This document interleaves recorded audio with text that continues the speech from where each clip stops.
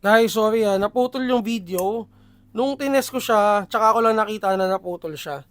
So ngayon, itetest natin siya ulit para makita nyo kung ilang FPS siya out of the box. Ayan, buti nakita ko na saan ang BB loader? Ito. So nagkakarga din ako nung naputol siya. Siguro na napindot dun sa ko sa watch ko. Okay, so ito siya guys. Again, 8 inches na Predator. Ang code niya dyan sa Google Drive is LT42BV10.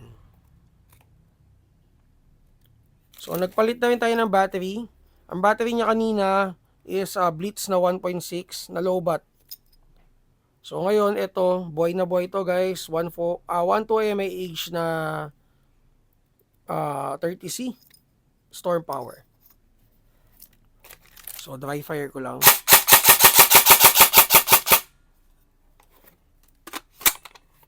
Chrono check tayo. Ayan, so FPS out of the box is around 412. So kanina, nung naputol yung video, nasa 407. So yung mas mahaba dito, which is the BV10, 10 inches na length, or yung 13 is mas malakas. Sabihin natin ang maximum na na kaya nilang FPS out of the box is around 420. So max na siguro 425. Ito perfect to for CQB gaming. Grabe, nakita nyo ba yan? Trigger response nga.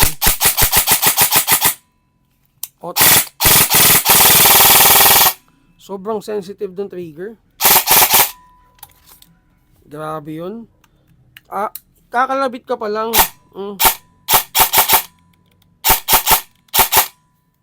Okay, so again, Predator 8 inches. Check nyo na lang to guys sa Google Drive natin. And pasensya na kayo, nagkatuloy ng part 2 yung video natin. Nagulat ako, naputol. Nagulat ako, hindi na siya nag-record.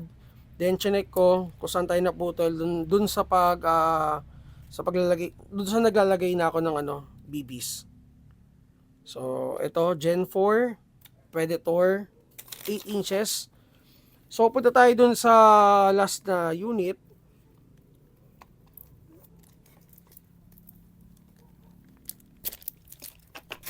Which is the regular Gen 4 na polymer.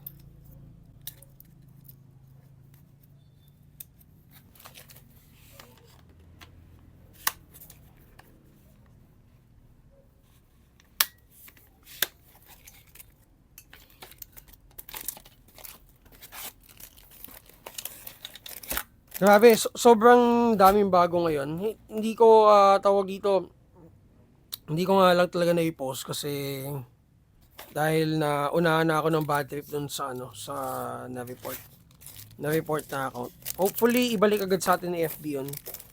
Kasi ang nakaka-bad trip doon, wala naman tayong ginagawang masama.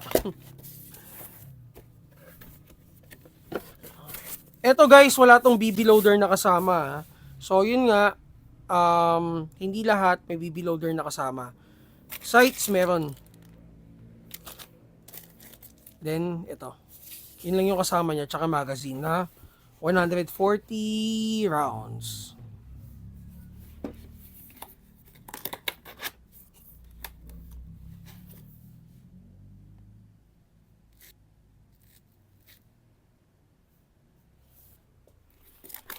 So, teka, recording ba?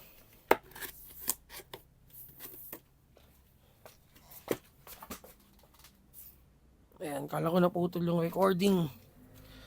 Okay, so ito, tapos na tayo dito. Punta naman tayo dito sa LT Gen 4. Ito yung regular na Gen 4. Naka Nebula 2. So pag open, ito yung i-expect mo So may kasama na rin siya. Same dun sa dun sa Aster na programming guide, manual, and yung mga stickers. Ito pala, yung front assembly niya is metal. Ayan, metal to. And then, yung receiver niya is polymer. Ayan, ang code nito is LT 30TU G4 NEB 2. So, ito yung Enforcer Blackbird. Dati pa tayo meron nito. So, naka-stubby fix butt stock siya. May swivel na rin. Para tong K2 style na grip. Naka-speed trigger din, guys. Etong 1-year warranty, hindi to sa amin Ang warranty lang natin dito sa store is 1 week. Okay? So, replacement warranty, if ever na may mga parang sira or kung defective yung unit, pwede nyo siya ibalik dito sa amin para mapalitan. So, within 1 week lang yon. Wala kami nung lifetime warranty. So, wala kami nun. Ito naka CNC na front assembly, M-lock, MI. Ito guys, polymer to. Itong assembly niya, yung outer barrel. Ito, polymer din. So, naka speed trigger. Yung internal parts, the same lang din. 6.03mm na inner barrel. Reinforced na internal parts, reinforced na piston. Naka QD quick release system din. So, the same naman guys. Dun sa sights, magkaiba. Ito, very lang to, plain lang to. Yung sa Zion Arms at saka dun sa G4 na naka-gate Aster, yun yung parang emboss na version 3. Ito guys, ito pa yung dati.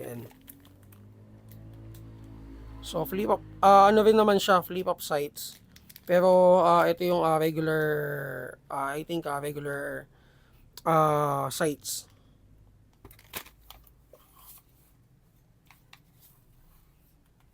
Test natin. Naka-DINS plug na rin.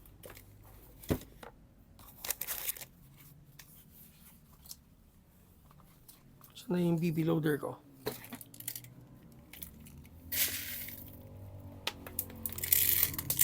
Bigla tuloy nagkaroon ng part 2 yung video natin.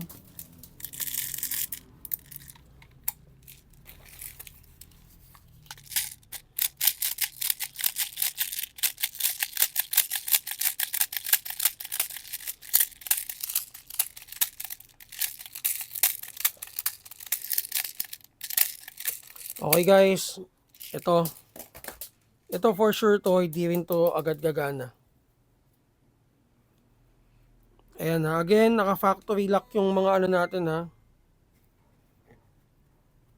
yung mga lancer natin ayan so naka na yun naka engage na yan. Hindi siya gagana kahit na anong gawin nyo, tumutunog lang siya. So ang gagawin natin is i-unlock natin. So, paano mo mag-unlock? Ibalik nyo sa safe. Then, ipasok yung battery. Ayun, tumunog na. So, press, hold. Ayun, tumunog ng 2 beses. Pang! So, test natin. Check natin kung ilang FPS siya out of the box. Ito mababa to. Sa 390 out of the box. Again mag-sale tayo for Lancer Tactical. Naka-less 1.5 tayo 1 week. So starting tomorrow until Wednesday next week. So less 1.5 tayo for Lancer Tactical. And para doon sa mga ibang units natin, mag-iisip ako guys, medyo bad trip talaga ako kasi dahil dun sa na-block yung account ko. So mag-sale tayo. Trigger response. The same lang din. Ito nga lang, siguro ito walang ay hindi kasi naka Nebula ATO rin pala siya. Nebula 2. So the same din, mapaprocess mo or maayos mo yung trigger response niya. Yung sensitivity. Auto.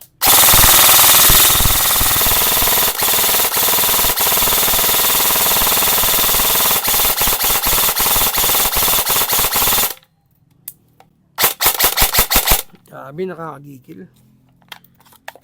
Ang ganda nung response. Okay, so ayun, check in na lang to guys sa Google Drive natin. So itong video natin for today, vlog number hindi ko maalala. Part 1 and part 2. So panoorin nyo para makita nyo yung natin, yung mga Lancer tactical units natin. Guys, sobrang ganda, sobrang quality, performance out of the box, wala kang masasabi.